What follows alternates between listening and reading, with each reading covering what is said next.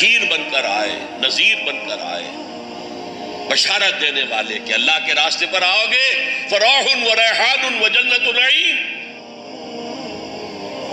اور اگر انذار کرنے والے نذیر بن کر آئے، اگر غلط راستے پر جاؤ گے تو جہنم ہے۔ حضور بھی یا ایھا النبی انا ارسلناک شاہدا ومبشرا ونذیرا وداعیا الی اللہ باذنہ وسراجا منیرا، یہ جو 5 حیثیتیں ہیں یہ مشترک ہیں حضور میں اور تمام انبیاء میں، اگرچہ ہر حیثیت میں حضور کی اپنی شان ہے جس میں کوئی دوسرا نبی ان کے قریب نہیں آ سکے گا، لیکن نوٹ کیجئے یہ آیت جو میں اس وقت آپ کے سامنے رکھ رہا ہوں، جس کے لیے نصرت مطلوب تھی، آؤ میرا ہاتھ بٹاؤ، یہ قرآن میں 3 دفعہ آئی ہے محمد رسول اللہ کے لیے، اور کسی کے لیے نہیں آئی۔ ابراہیم کی نسبتیں دیکھیے، 3 نسبتیں ہیں کتنی اعلیٰ بلند۔ خلیل اللہ ہے واتخذ اللہ ابراہیم خلیلا، ابو الانبیاء ہے، سینکڑوں رسول اور نبی ان کی اولاد میں آئے، حضرت اسحاق کی اولاد سے، وہ جو prophets of the old testament ہیں ان کی کتابیں جو ہیں صحیفے ہیں دیکھیے، پھر حضرت اسماعیل کے اولاد میں حضرت محمد صلی اللہ علیہ وسلم، مدیان کی اولاد میں حضرت شعیب۔ یہ بہت کم لوگوں کو معلوم ہے کہ حضرت ابراہیم کی ایک تیسری زوجہ بھی تھی، ہاجرہ، جو مصر کے بادشاہ کی بیٹی تھی، جو پھر کنیز کے طور پر مصر کے بادشاہ نے پیش کی، ان سے اللہ نے بیٹا دیا اسماعیل۔ سارہ جو حضرت ابراہیم کے اپنے خاندان سے تھی، کیونکہ بانجھ تھی، ساری عمر اولاد نہیں ہوئی، بڑھاپے میں اللہ نے اسحاق عطا کر دیا۔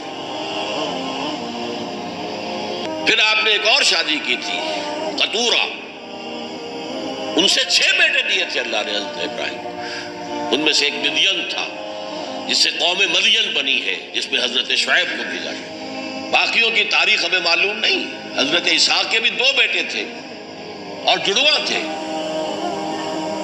ولادت جب ہوتی ہے جڑواں بچوں کی تو پہلے ایک پھر دوسرا آتا ہے نا، تو اس اعتبار سے اسے بڑا چھوٹا کہہ دیتے ہیں، چاہے تھوڑی سی دیر کا وقفہ ہو، لیکن وہ بڑا چھوٹا تو ہو گیا۔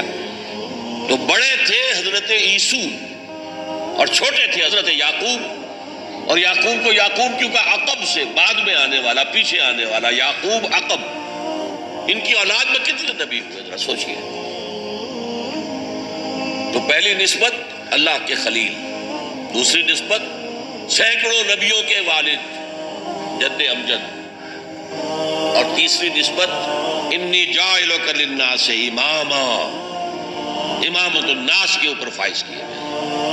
لیکن کیا آپ کے ذریعے سے کوئی نظام قائم ہوا، کوئی اسلامی ریاست قائم ہوئی؟ نہیں۔ کیا حضرت موسیٰ کے ذریعے سے ہوئی؟ حضرت موسیٰ وہ ہیں جن کا ذکر قرآن میں ہم کہیں گے یہ، اگرچہ نام لے کر حضور کا تذکرہ بہت کم ہوا ہے، قرآن میں زیادہ نہیں، لیکن ظاہر بات ہے قرآن مجید تو حضور کی سیرت ہی بن جاتی ہے ایک طرح سے۔ غزوہ انفال کیا ہے؟ سورۃ انفال غزوہ بدر کا چیپٹر ہے۔ آل عمران کی 60 آیات جو 120 سے 180 تک وہ کیا ہے؟ غزوہ احد ہے۔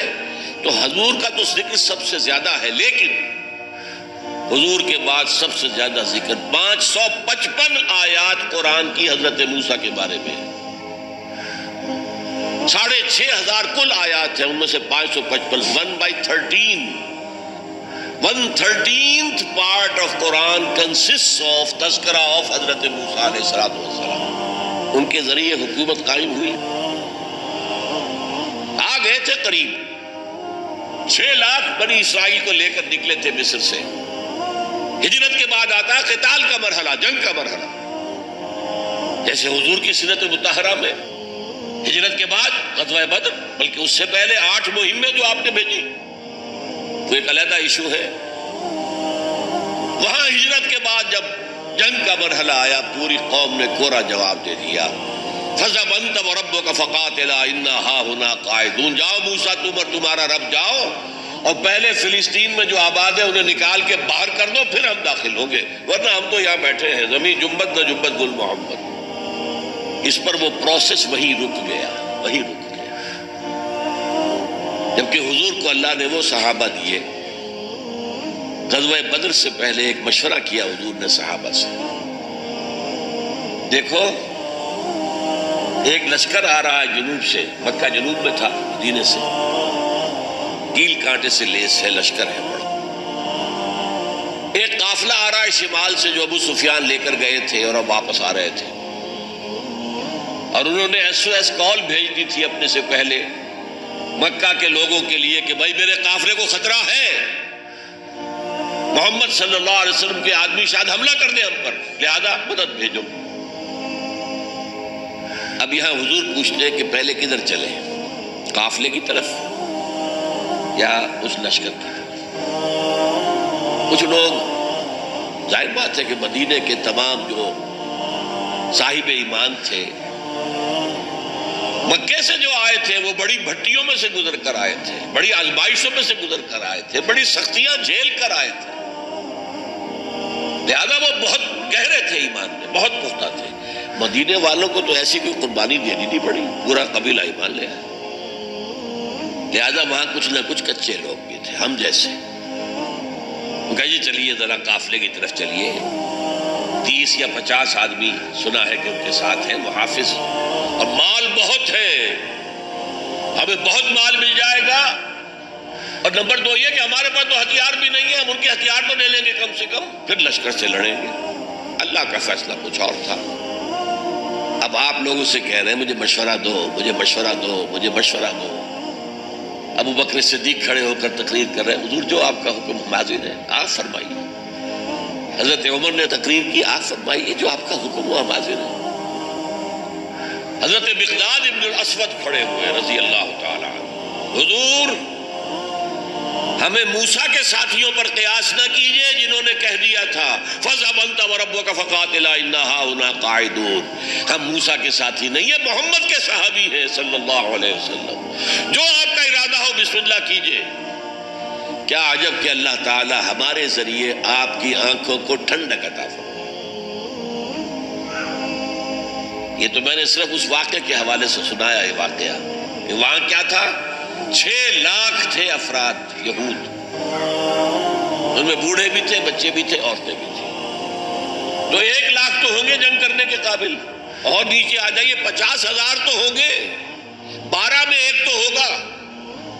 گورا جواب، صرف 2 آدمی نکلے، یوشع ابن نون اور کالب بن یفنہ۔ یوشع تو پھر بعد میں حضرت موسیٰ کے جانشین بھی ہوئے اور نبی ہوئے، جوشوا کہتے ہیں بائبل میں ان کو، لیکن یوشع ابن نون 2 آدمی۔ اب جنگ کیسے ہو، لہذا پروسیس وہی رک گیا۔ حضرت موسیٰ علیہ السلام کے ہاتھوں کو اسلامی حکومت، اسلامی ریاست قائم نہیں ہو سکی۔ حضرت عیسیٰ کا تو سوال ہی نہیں، 3 سال آپ نے دعوت دی ہے، اور یہودی علماء جو ہیں جان کے ان کے دشمن بن گئے، انہیں سب سے پہلے تو ولد الزنا کہا گیا، حضرت مریم پر تہمت لگائی گئی زنا کی، اور پھر یہ کہ ان کو جادوگر کہا گیا۔ یہ معجزے کیا دکھا رہا ہے، یہ تو شیطان بعلزبول جو ہے اس کی مدد سے دکھا رہا ہے، یہ سارے شوبنے ہیں، جادو ہے، اور جادو کفر ہے، لہذا یہ کافر ہو گیا، مرتد ہو گیا، اسے سولی چڑھا دو۔ تو نظام کیا قائم ہونا تھا، ریاست کیا قائم ہونی تھی؟ عیسائیوں کے مطابق، یہودیوں کے مطابق تو سولی چڑھ گئے، عیسائیوں کے مطابق ہے کہ بعد میں اتار لیا گیا اور ایک جگہ رکھا گیا تو وہاں پھر زندہ ہو کر پھر آسمان پر اٹھ گئے۔